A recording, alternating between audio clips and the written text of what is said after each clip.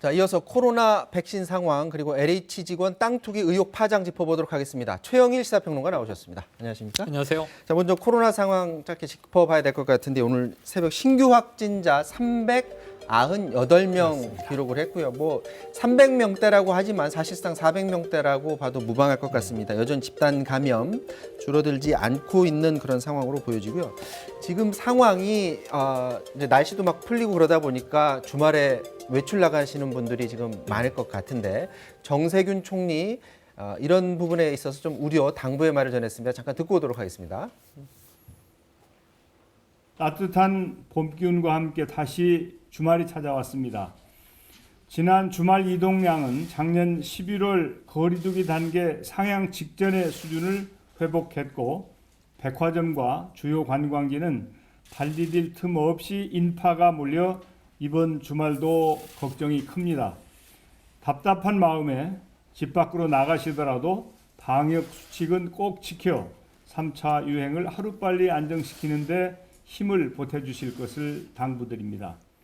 자, 최근 들어서 그 이동량 네. 어느 정도로 늘었습니까? 자, 2월 20일 주간에 이 6만 4천만 건 이동이 있었고요. 네. 그 다음 바로 이제 2월 마지막 주간에 이게 7만 건 이상으로 뛰어오르면서 한 주 대비 12%의 이동량이 늘었습니다. 네, 지금 12.7%. 3월 두 번째 주말을 맞고 있는데요. 더 늘 것으로 보여지거든요. 이동량은 계속 늘고 있다. 따라서 전파 위험이 높습니다.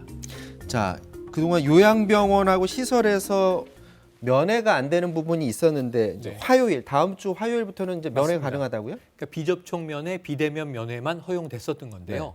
이 특별한 상황에서 의료진이 인정하면 접촉 면회 할 수 있습니다. 판단은 의료진이 그럼 하는 의료진이 거네요? 합니다. 그러니까 첫 번째로는 임종 상황.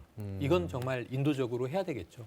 두 번째는 만약에 환자가 의식불명이 된 경우 1인실이나 환기가 되는 환경을 조성해 놓고 방역복을 입은 가족이 접촉되면 할 수 있고요. 또는 그냥 일반적인 요양시설에서 치료하고 계신 상황인데 환자의 정서가 너무나 불안해서 의료진이 이분은 환자와 면회가 필요하다고 인정하는 경우에도 면회가 가능해집니다.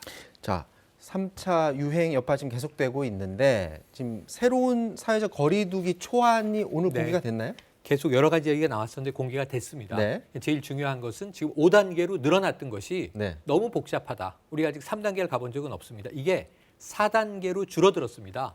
그런데 사실 1단계라고 하는 것은 일상적 상황이라 크게 의미가 없고요. 네. 2단계, 3단계, 4단계 여기서 이제 우리가 보면 되는데 잠깐 보여주시죠. 예, 지금 5인 이상 집합 금지가 많이 달라지게 됩니다. 네. 먼저 일상 단계에서 위험 단계 2단계로 올라왔다.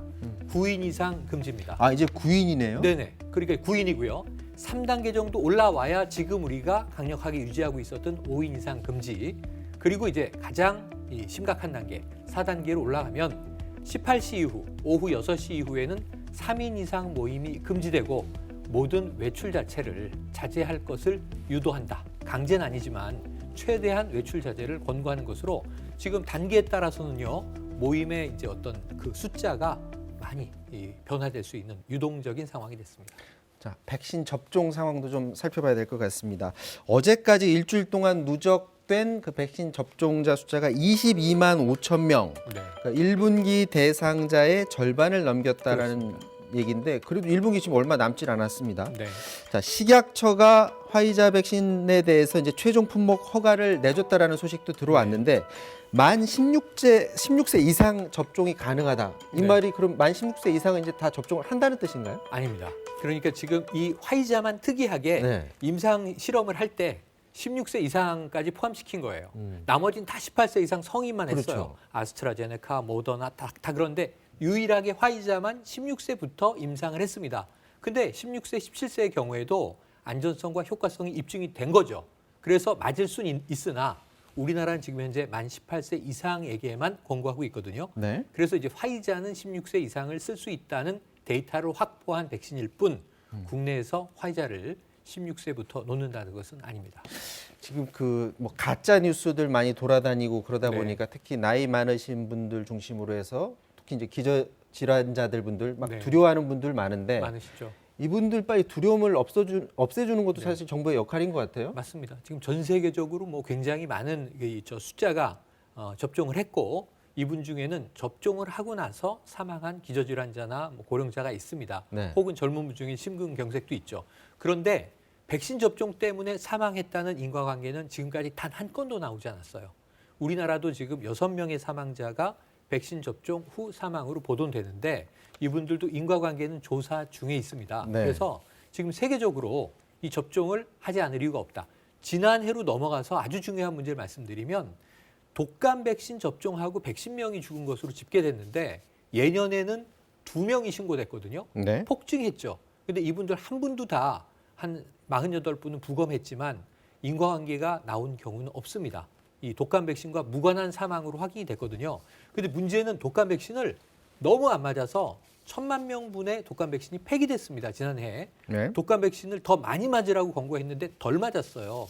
이 코로나 백신까지 그렇게 되면은 우리는 집단 면역 형성에 상당히 위험한 상황을 맞게 될 것이므로 안심하고 백신 접종 예정대로 우선순위에 따라서 받으셔야 합니다. 자, 코로나 백신 상황 이 정도로 정리를 하고요.